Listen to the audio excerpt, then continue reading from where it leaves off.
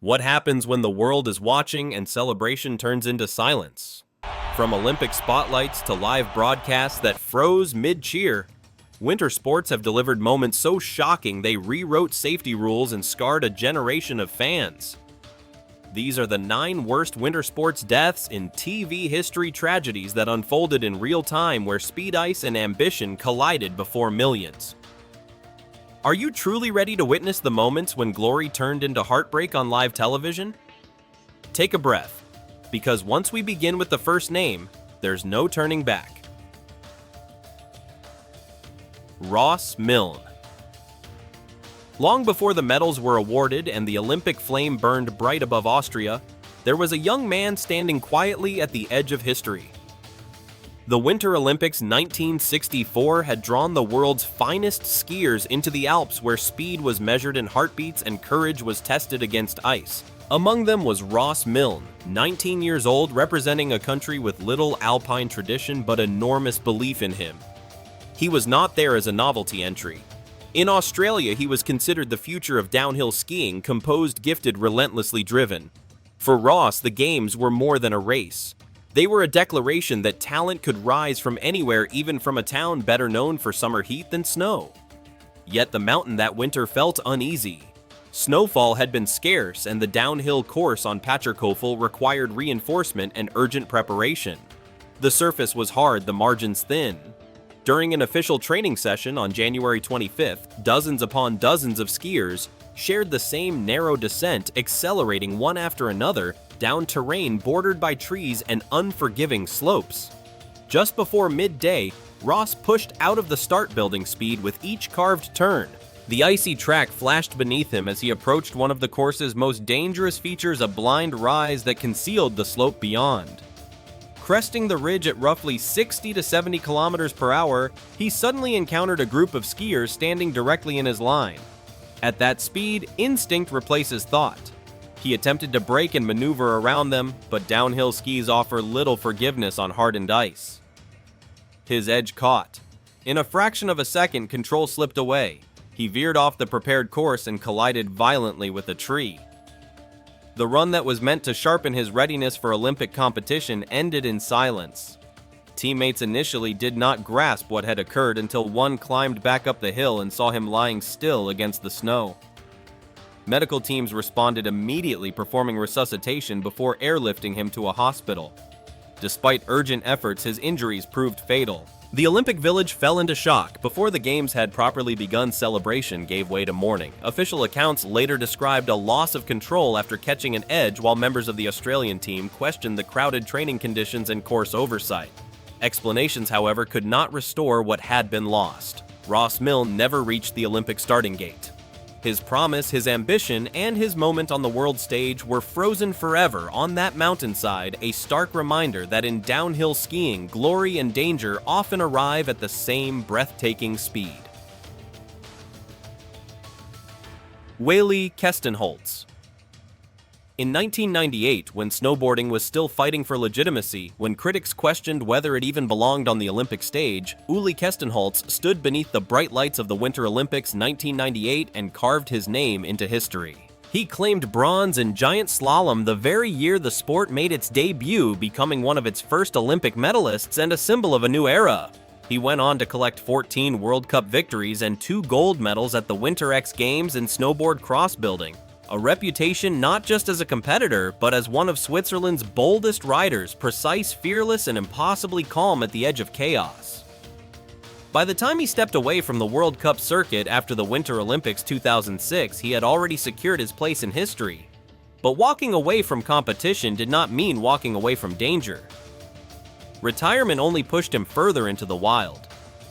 He embraced freeride snowboarding and became a pioneer in speed riding, launching himself off remote alpine peaks, gliding over frozen lakes near St. Moritz, and even completing the first speed riding descent of the Matterhorn, a feat so audacious it sounded like legend. At 50 years old in January 2026, he was still chasing the horizon, still moving toward the kind of terrain most athletes avoid.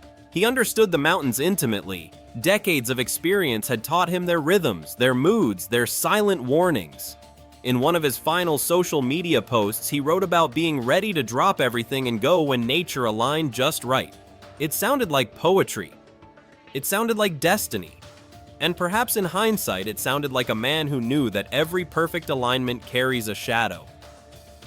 On January 13, 2026, high in the Lochental Valley of Switzerland's Valais canton, Ueli was riding along the eastern slope of Hockenhorn at around 2,400 meters above sea level. The snow appeared pristine, untouched, almost inviting. He was not alone. A friend was skiing nearby. It was by all accounts another calculated adventure in a lifetime of calculated risks. Then the mountain shifted. Without warning, an avalanche broke loose, releasing tons of snow in a violent cascade that thundered down the slope. There was no dramatic pause, no cinematic escape, only the raw, indifferent force of nature. Within seconds, the same alpine terrain that had carried him to Olympic glory buried him beneath its weight. His friend managed to save himself and immediately called for help. Rescue teams responded swiftly, helicopters cutting through the frigid air as crews worked against time. Ueli was pulled from the snow and airlifted first to Visp, then transferred to a hospital in Sion. For a brief, fragile moment, there was hope, but the injuries were devastating. Despite every effort, he was pronounced dead shortly after. He was 50 years old. The news sent shockwaves through the snowboarding community, not simply because a man had died, but because this was one of the sport's original pioneers, one of the athletes who had stood on the Olympic podium when snowboarding first demanded the world's respect. Avalanches remain among the most unpredictable and deadly dangers in freeride snowboarding, even for experts, even for legends.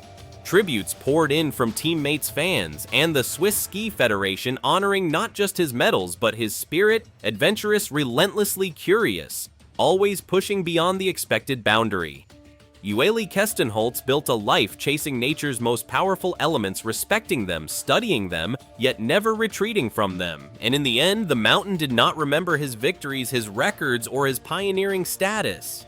It moved as mountains do, without sentiment, without hesitation. The haunting truth left behind is simple and unsettling. In winter sports, glory and danger share the same slope, and sometimes no amount of experience can tip the balance. If Ueli Kestenholz's final ride in the Alps gave you chills and you believe pioneers like him should never be forgotten, comment 1 below to honor his legacy. Kazimierz Kay-Skrzypeski. He was not the youngest man on the mountain. In fact, at 58 years old, Kazimierz Kay-Skrzypeski stood at the start of the Luge track in Innsbruck as one of the oldest competitors in the field. But age had never defined him. Long before he wore British colors at the Winter Olympics 1964, he had survived the devastation of World War II, serving as a Royal Air Force officer with Polish squadrons in Britain. He rebuilt his life as an architect, a professional, a man shaped by discipline and endurance. And yet, decades after the war, he found himself drawn to a new battlefield, a narrow ribbon of ice where gravity was the only enemy and steel runners were the only shield. Luge was making its Olympic debut in 1964, a historic milestone for a sport still carving out its identity. The track at Eagles was newly constructed, fast and unforgiving, a twisting chute of ice bordered by rigid walls and tight curves. There were no roaring crowds during training, only the sharp scrape of metal against frozen surface and the tense anticipation of athletes testing the limits of a course few had fully mastered. Kay-Skrzypeski had earned his place through determination rather than youth, proving that ambition does not fade with age. He stood at the start not as a symbol of nostalgia, but as a competitor ready to descend.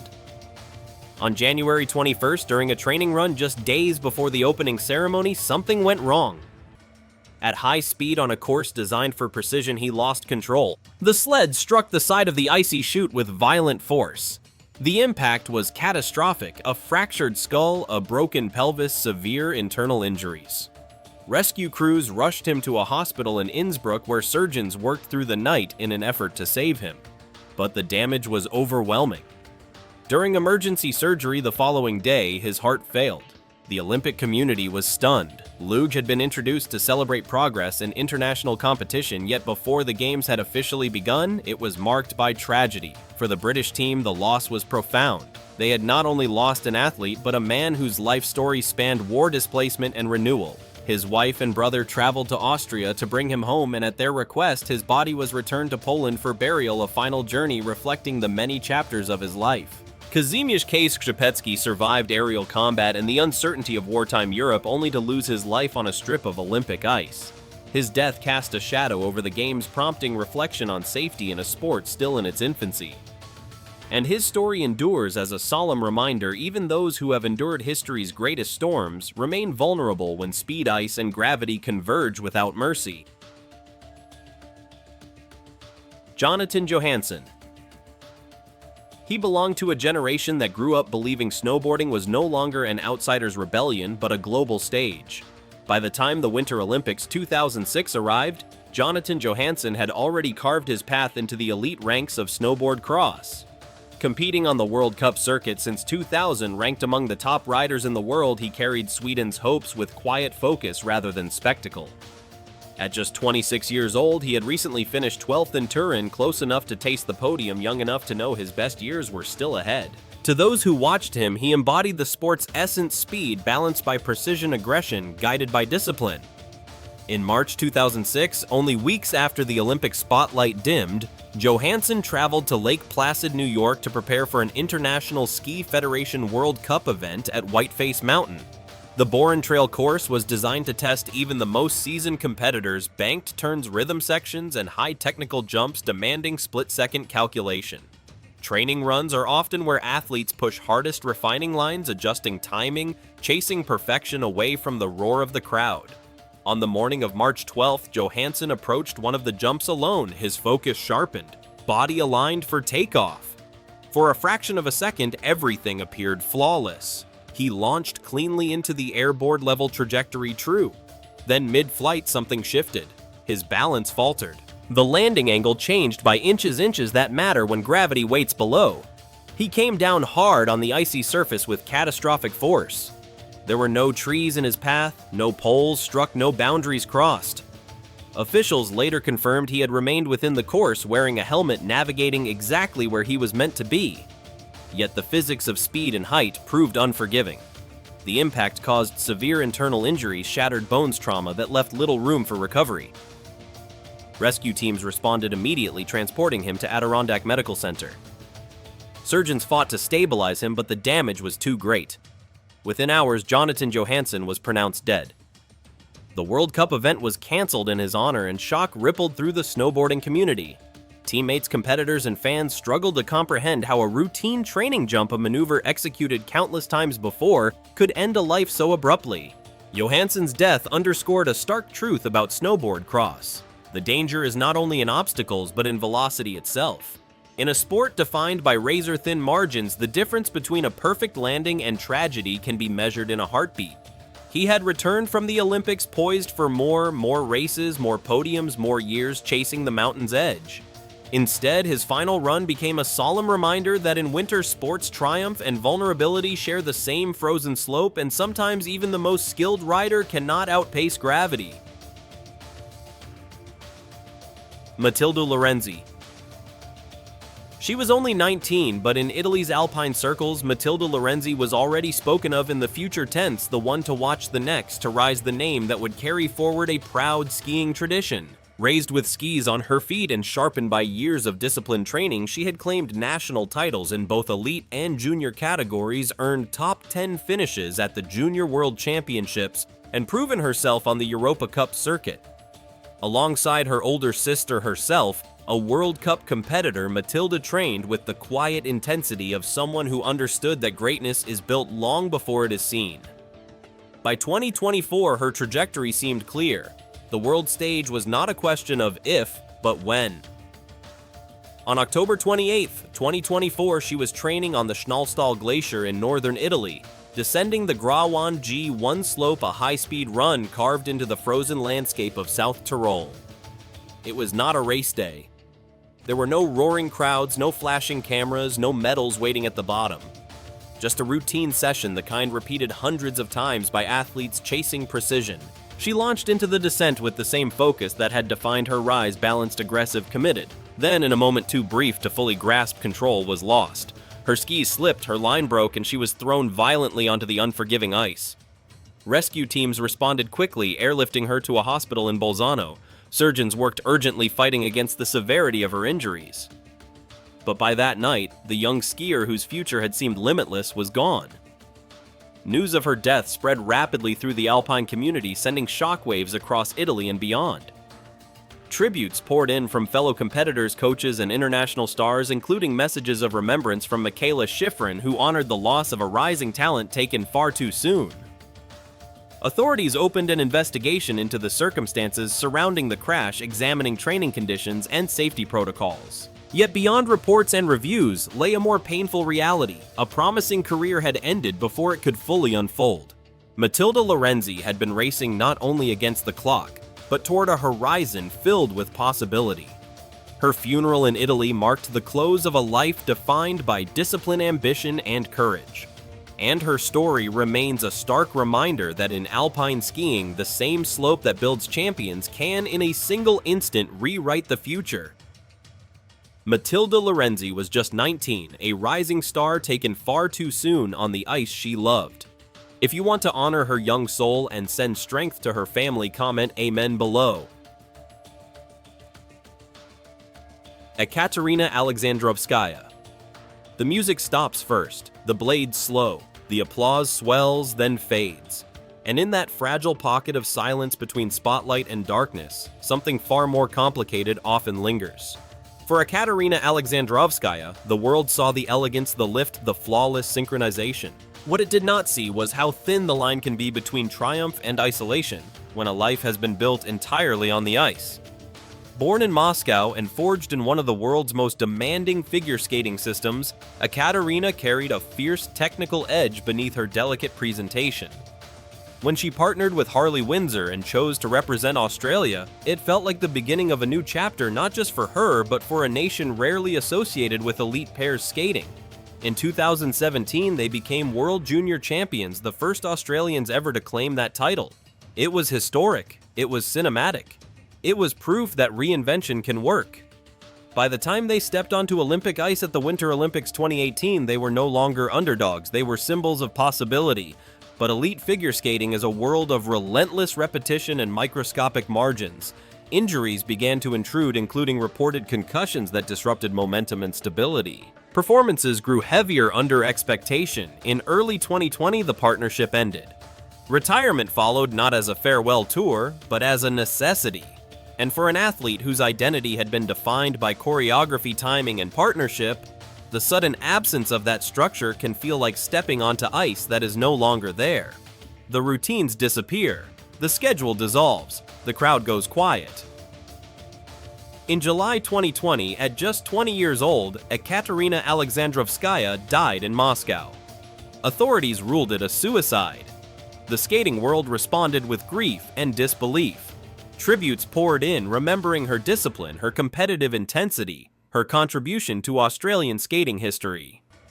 Yet beneath the condolences ran a deeper, more uncomfortable reflection about mental health in elite sport, about the invisible pressure carried long after medals are won, about how resilience on the ice does not always translate to resilience in solitude. Ekaterina's story was not defined by a fall during competition. It was defined by the silence that followed success.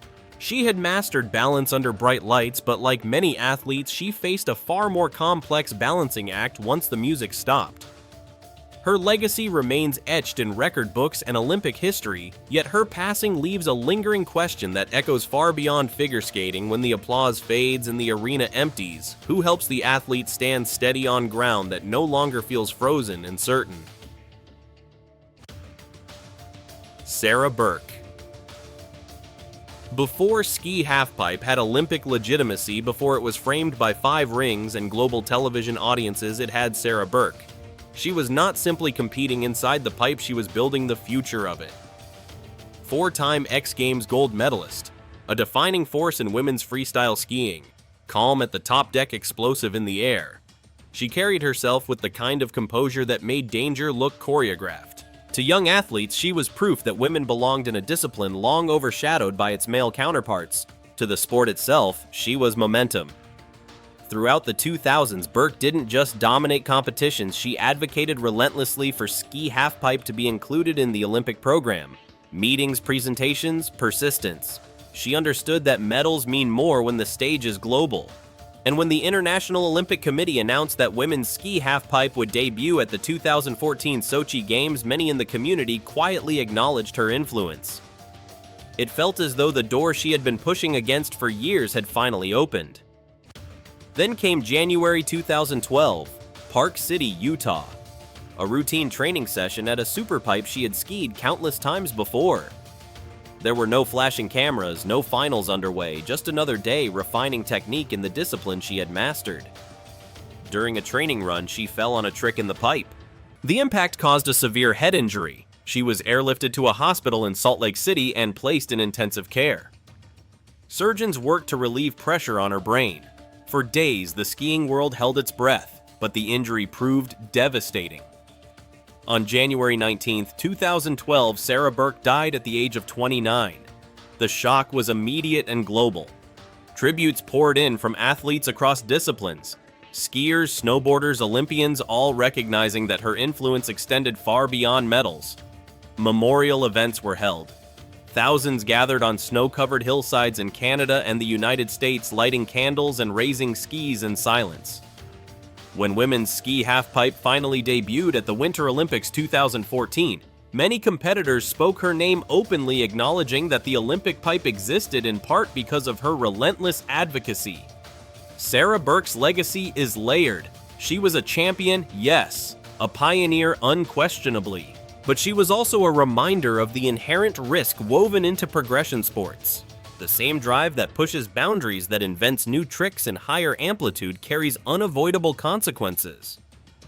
Her fall did not happen during an Olympic final, yet its impact reshaped conversations about safety protocols, medical response, and the cost of innovation in freestyle skiing. She built a pathway that others would eventually stand upon. She helped secure a place for women at the Olympic start gate in ski halfpipe, and though she never competed in that Olympic event herself, her presence lingered in every run that followed. Sarah Burke did not just leave medals behind, she left a movement. A generation of athletes entered the pipe because she proved it was possible. And in the quiet, after each soaring run in Sochi and beyond, her influence remained not as an echo of tragedy, but as a permanent imprint on the sport she helped create. Elena Mukhina.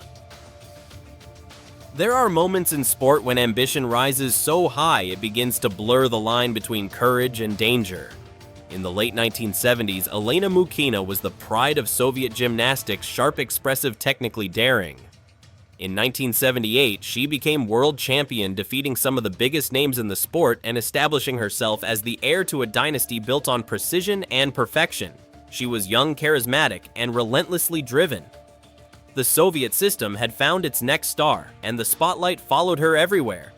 But gymnastics at that level was not simply about grace. It was about difficulty, about pushing boundaries further than anyone had before. In preparation for the 1980 Moscow Olympics, Mukhina trained one of the most dangerous skills in the sport at the time, the Thomas Salto, a complex, tumbling element requiring explosive lift and flawless timing. It was cutting edge, it was risky, and it was emblematic of an era where innovation often outpaced safety. Reports later suggested she was recovering from a leg injury when she continued training the move, determined not to fall behind as the Olympics approached. In July 1980, during a training session just weeks before the Games, something went wrong. Accounts describe a miscalculation mid-skill, a split-second loss of control during the salto. She landed short. The impact was catastrophic. Elena Mukhina suffered a severe spinal injury that left her quadriplegic at the age of 20. The Olympic dream she had been preparing for vanished in an instant, replaced by hospital rooms and a life permanently altered. Her accident sent shockwaves through the gymnastics world, though public discussion at the time was restrained. Behind closed doors, questions were whispered about pressure preparation and the culture of pushing athletes beyond physical limits. Official narratives framed it as a tragic training accident. Yet many observers later reflected on the immense expectations placed upon young athletes in highly competitive systems. Mukhina herself would live for decades with the consequences of that single moment largely out of public view. Elena Mukhina died in 2006 at the age of 46.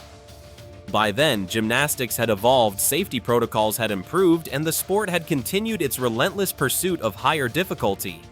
But her story remains a stark reminder of a pivotal era when ambition, national pride, and innovation converged on a single routine.